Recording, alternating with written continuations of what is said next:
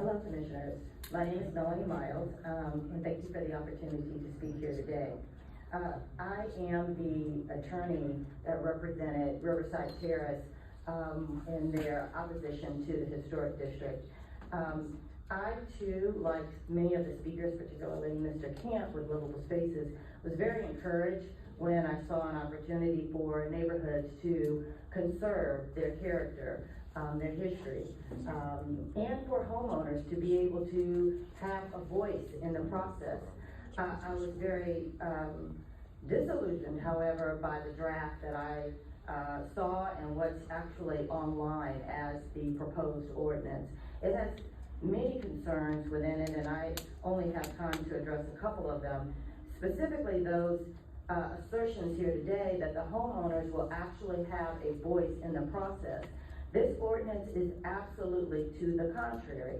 At no point does it say that the homeowner will have any voice in the design process to decide what restrictions or what provisions will be placed upon their property.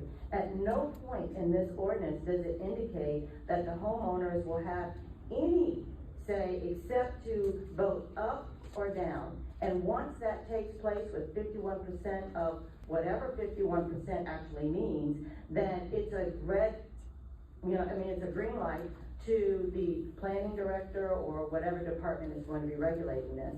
And then let's go on from there. What are the penalties for violating these conservation laws or rules or design guidelines? What are the penalties? Who's going to oversee that? It doesn't say, it's silent on all of those things. How are the votes tallied? I mean, there's just a host of questions. And where's the fire in Houston that we have to have this pushed through in 45 days or so or less? Without, when we look at the sidewalk ordinance or the sound barrier ordinance, there were many, many meetings. There are many opportunities for the citizens to get involved and to understand what these ordinances were actually going to contain. They don't have that opportunity here. Even you yourselves are confused. You have questions about it. We've been told here today that this is just one revision and there's going to be another. Yet there's a plan to vote on in 2 weeks. Motion to extend, Mr. Speaker. Is there a second? Yep. Thank you very much.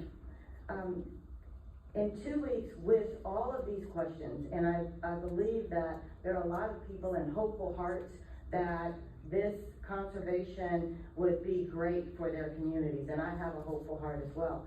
However, it's not ready. There are just too many questions about it. It's not fleshed out. It's too vague. Or it's silent completely on very germane issues. Issues as this gentleman or this gentleman brought up that have come up in the past with historic districts that's caused conflict and discord in the communities and as it pertains to the planning department. So I ask you at the very minimum to please take your time. Let's create a conservation ordinance that's good for the city. Allow for resident input as you have done with the sound barrier.